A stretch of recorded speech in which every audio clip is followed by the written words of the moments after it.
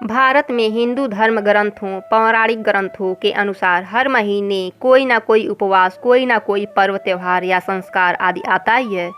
लेकिन कार्तिक मास के कृष्ण पक्ष की चतुर्थी को जो उपवास किया जाता है, माना जाता है कि इस दिन यदि सुहागिन महिला उपवास रखे तो उसके पति की लंबी उम्र होती है और उनका गृहस्थ जीवन सुखमय होने लगता है। हालांकि पूरे भारतवर्ष में हिंदू धर्म में आस्था रखने वाले लोग बड़ी धूमधाम से इस त्यौहार को मनाते हैं, लेकिन उत्तर भारत, खासकर पंजाब, हरियाणा, राजस्थान, उत्तर प्रदेश, मध्य प्रदेश आदि में तो इस दिन अलग ही नज़ारा होता है। करवा चौथ व्रत के दिन में कथाओं का दौर चलता है। दिन ढलते ही विवाहितों की नज़रें चांद के दीदार के लिए बेताब हो जाती हैं। चांद निकलने पर घरों के छतों का नज़ारा भी देखने लायक होता है। दरअसल सारा दिन पति की लंबी उम्र के लिए उपवास रखने के बाद आसमान के चमकते चांद का दीदार कर अपने चांद के हाथों से निवाला खाकर अपना उपवास खोलती हैं। करवा चौथ का व्रत सुबह सूर्य उदय से पहले 3 बजे के बाद शुरू हो जाता है और रात के चंद्र दर्शन के बाद ही व्रत को खोला जाता है। 4 नवंबर को बुधवार के दिन करवा चौथ का व्रत है। पूजा करने का शुभ मुहूर्त है 5:29 से 6:48 तक है। चंद्र उदय होंगे 8:16 पर। यह व्रत सूर्य उदय से पहले से शुरू कर चांद निकलने तक रखा जाता है। शाम के समय शिव परिवार की विधिवत पूजा की जाती है। चावल के आटा का बना पकवान खास रूप से चढ़ाया जाता है। पहले सुबह स्नान करके व्रत का संकल्प जरूर लें। संकल्प इस प्रकार है: मम सुख सौभाग्यम पुत्र पौत्रादि सुस्थिर श्री प्राप्तये कर्क चतुर्थी व्रत मम करिष्येति। कम से कम 2 करवा लें जो मिट्टी का हो। एक में जल भर कर रखें और एक में अनाज भर कर रखें। चौमुखी दीपक जलाएं। एक तेल का भी दीपक जलाएं, एक घी का भी दीपक जलाएं। 7 सीख का होना आवश्यक है। उसको करवा में खड़ा करके रख दें। शिव परिवार की विधिवत पूजा करें, कथा सुनें। चंद्रमा की पूजा के लिए छलनी पर करवा बांधकर उसके बाद चंद्र दर्शन करें। चंद्रमा को अर्घ्य देकर भोग लगाएं, आरती करें। चंद्र दर्शन के बाद बहू अपनी सास को थाली में सजाकर मिष्ठान, फल, मेवे, रुपए, ड्रेस आदि देकर उनका आशीर्वाद लें। पंजाब में करवा चौथ का त्यौहार सरगी के साथ आरंभ होता है।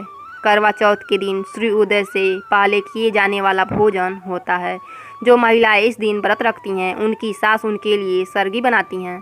शाम को सभी महिलाएं एक घेरा बनाकर बैठती हैं और पूजा की थाली एक दूसरे को देकर पूरे घर में घुमाती हैं। इस रस्म के दौरान बुजुर्ग महिला करवा चौथ की कथा गाती है। माता पार्वती जी का मंत्र है ओम शिवाय नमः, ओम पार्वते नमः। शिव जी का मंत्र है ओम नमः शिवाय। स्वामी कार्तिकेय जी का मंत्र है ओम खड़मुखाय नमः। श्री गणेश जी का मंत्र है ओम गणेशाय नमः। चंद्रमा का पूजन का मंत्र है ओम सोमाय नमः। करवा चौथ व्रत की कथा। एक साहूकार के 7 बेटे और एक बेटी थी। सातों भाई बहन नित्य एक साथ प्रेम से भोजन किया करते थे। बहन का विवाह होने के बाद भाई भोजन करते समय बहन की याद करते और फिर अनमने से भोजन किया करते। जब कार्तिक से पहले बेटी विदा होकर घर आई तो घर में खुशियाँ छा गई। अब बहन भाई मिल बैठ भोजन करने लगे। कार्तिक कृष्ण पक्ष में करवा चौथ का व्रत किया जाता है। घर में लड़कों की बहुएं, माँ और बहन सभी ने व्रत रखा था। शाम को सातों भाई भोजन करने बैठे तो उन्होंने बहन को भोजन करने के लिए कहा। बहन बोली आज तो वह चंद्रमा निकलने पर ही अर्घ्य देकर भोजन करेगी।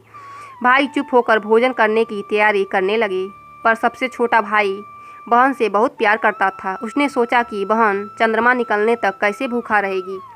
उसने भाइयों की सलाह करके वृक्ष के सहारे सीढ़ी लगाई और चलनी के पीछे दीपक रखकर उसके प्रकाश को चंद्रमा बता दिया और भोली बहन को अर्घ्य देने को कहा। भाइयों ने इस तरह बहन से अर्घ्य दिलाकर भोजन करने को कहा। बहन ने अपने भाभियों से भी भोजन करने को कहा, किंतु उन्होंने भाइयों के द्वारा छल किया जाना बताकर ननद को भी भोजन करने को मना किया। फिर भी भोली बहन ने भाइयों के बहकाव में आकर भोजन कर लिया। बहन जब भोजन करने बैठी तो पहले ग्रास में बाल निकला, दूसरा कौर मुँह तक पहुँचते पर कुत्ते ने काट फन फैलाए। इस तरह 2 अपशगुनों के बाद भी बहन ने भाइयों के साथ कुछ भोजन कर लिया, लेकिन तभी उसकी ससुराल से उसके पति की तबीयत खराब होने की खबर आ गई। वह छोटे भाई को लेकर जब तक ससुराल पहुंची तब तक पति की मृत्यु हो चुकी थी। वहां उसकी मौत पर भारी कोहराम मचा हुआ था। माँ ने अपनी लड़की को ससुराल भेजते समय समझाया था कि जब वह पति के गांव पहुँचे तो घर जाते समय रास्ते में जो भी बड़े व्यक्ति और स्त्रियां मिले उनके पाँव छूती जाना और आशीर्वाद प्राप्त करना। उसने ऐसा ही किया। जब वह पति के घर पहुंची तो वहां का हाल देखकर वह हतप्रत हो गई। मुख से एक बार चीख निकली और फिर वह गुमसुम सी एक ओर बैठ गई। उसकी सास ने उसे धरती पर पड़े पति के पास ला बैठाया।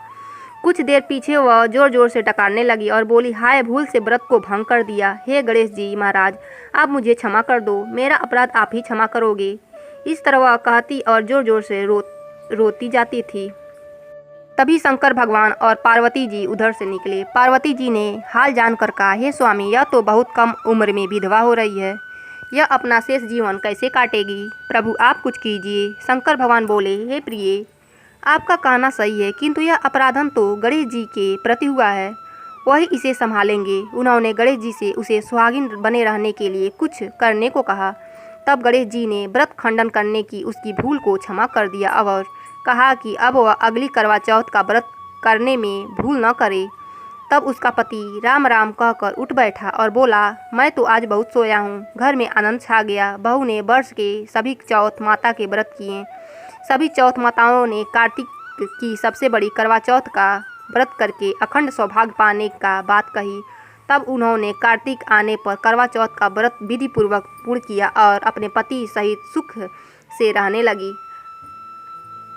अब वह प्रतिवर्ष करवा चौथ का व्रत हंसी खुशी किया करती है। हे करवा चौथ माता, आपने जिस तरह साहूकार की बेटी को व्रत करने पर उसके पति को दीर्घायु प्रदान कर उसे सौभाग्य दिया, उसी तरह प्रसन्न होकर सभी व्रत करने तथा कथा सुनने वाले तथा पढ़ने वाले देवियों को भी उत्तम और अखंड सौभाग्य प्रदान करना।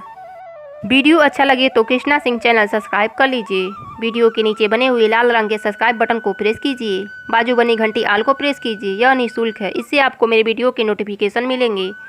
आज का वीडियो अच्छा लगे तो लाइक कीजिएगा। फैमिली और फ्रेंड में सबके साथ जरूर शेयर कीजिएगा। सुख समृद्धि के साथ खूब खुश रहिए। अब मैं मिलती हूँ आपसे अगले वीडियो में। तब तक के लिए जय माँ विंध्यवासिनी।